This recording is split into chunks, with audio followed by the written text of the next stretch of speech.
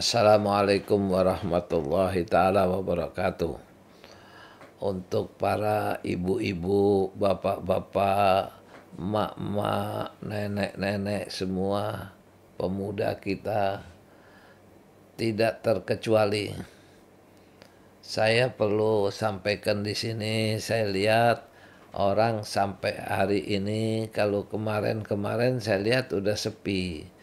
Saya anggap udah ada kesadarannya masing-masing. Jadi sekarang timbul lagi, yaitu masalah nasab nasib lah.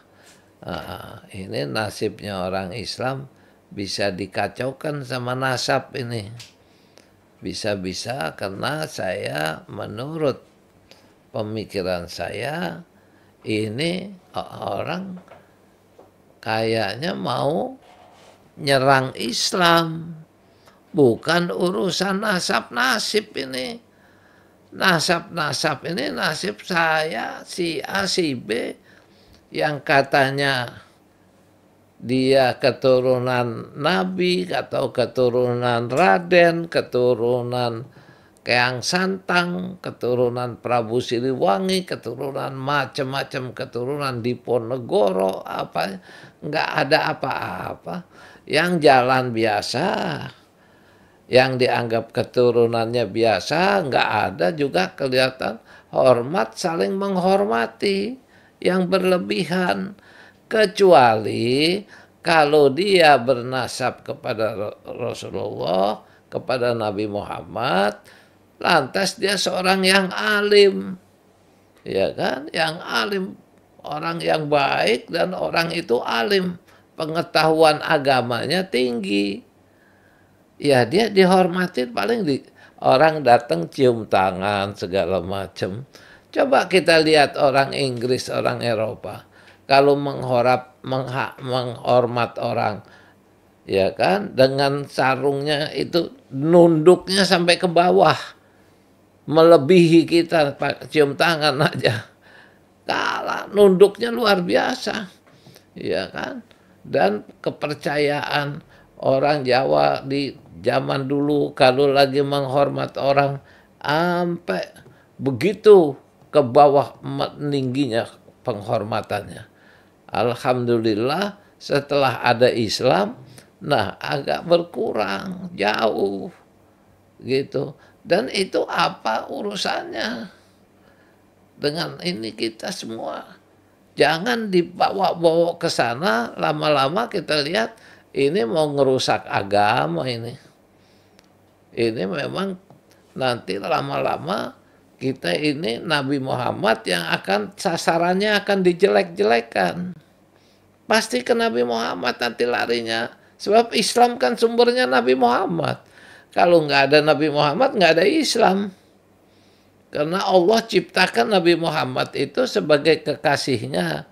Makanya diciptakan Allah itu semua umat Nabi Muhammad yang berselawat, ya kan, itu yang basah selawatnya itu insya Allah nggak akan kena api geretan juga enggak lah. Kalau basah lidahnya dengan selawat kepada Rasulullah, Allahumma salli ala Muhammad wa ali Muhammad, Allahumma salli ala Muhammad, itu diperbanyak. Jangan akhirnya selawatnya orang mau dilarang supaya benci, nanti jangan selawat, kenapa benci kepada Rasulullah lagi nanti. Apakah itu baik apa enggak? Sedangkan Rasulullah itu sendiri tidak suka orang yang suka mendengki kepada kita. Dilarang itu kalau ada kedengkian. Makanya saya lihat orang yang membahas selawat-selawat begitu, lama-lama saya lihat alhamdulillah, saya nggak tahu siapa yang negur, tapi mungkin dia dapat peringatan dari alam. Ada yang kena penyakitan, ada yang rubuh, belum waktunya mati, udah keburu mati, ya kan? Nanti ini semuanya coba yang begitu tuh. Bisa sial dangkal tuh kalau saya bilang tuh. Ya, saya nggak sepandai bapak-bapak beragama itu. Apalagi yang namanya si A, si B. Tapi saya menyadari kalau kita berkata buruk, pasti keburukan yang kita akan dapat. Kalau kita berkata baik, pasti baik yang kita terima. Kalau kita berbuat fitnah, pasti fitnah menjamur di diri kita. Membunuh kita fitnah itu. Di mana-mana. Coba dari dahulu banyak yang orang berbuat segala macam. Kayak apa keluarga Nabi Muhammad mau dibunuh? Ya kan? Siti Fatimah dalam hamil ditendang perutnya. Ya kan? Sayyidina Hasan, Sayyidina Ali dibunuh, ditusuk. Sayyidina Hasan diracun segala macam. Sayyidina Husain dipenggal kepalanya. Masa cinta kepada keluarga Rasulullah nggak mau memperingati wafatnya Husain? Padahal dibunuh dengan katanya kita umat Muhammad. Tapi di mana kecintaan kita kepada Nabi Muhammad? Nggak ada. Sebab Karbala aja nggak tahu diperingati. Masih hebat. Itu orang Bengkulu tuh. Kalau memperingati hari Karbala itu dari 1 sampai 10 Asyura. Diangkat itu. Segala macam sampai dibuang ke laut. Bapak datang aja ke Bengkulu sana. Dari mana provinsi-provinsi yang lain ada memperingati rasa menyintai cucu Nabi Muhammad. Sedangkan nanti Husain, nanti kamu dengan cinta, cukup cinta lu sama Husain, insya Allah dapat syafaat.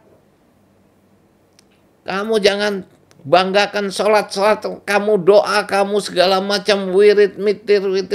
Alah, kiainya, ustadznya, gitu. Siapa aja, mau Muhammadiyah, mau NU, mau apa. Kalau bisa menghormati Rasulullah.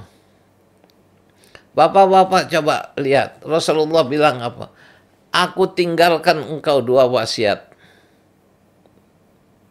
Aku akan tinggalkan wasiat. Siapa berpegang teguh, dia akan berjaya.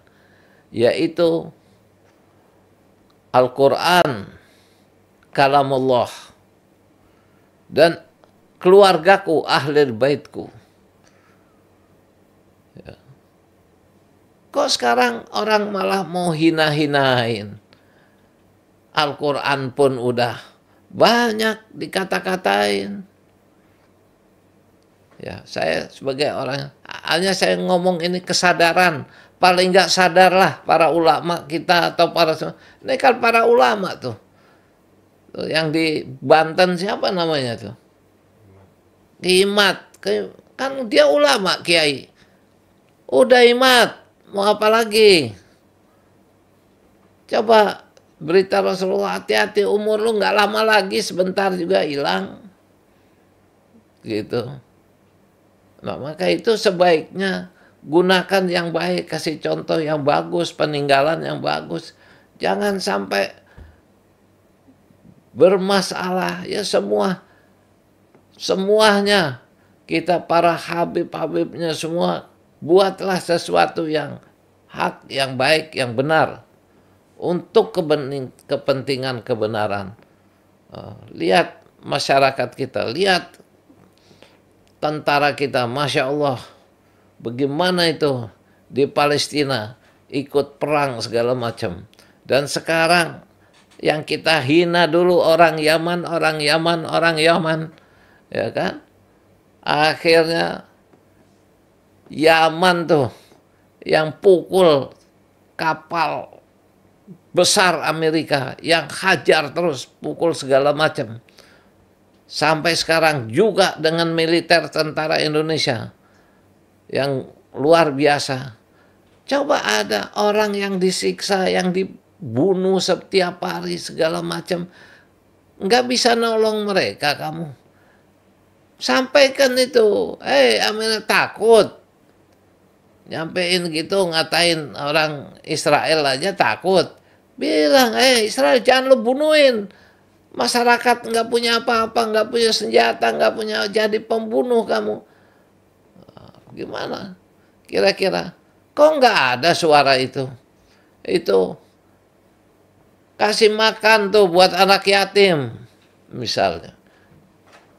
Jangan cuman kita gembor-gembor untuk semua mencari ini aja.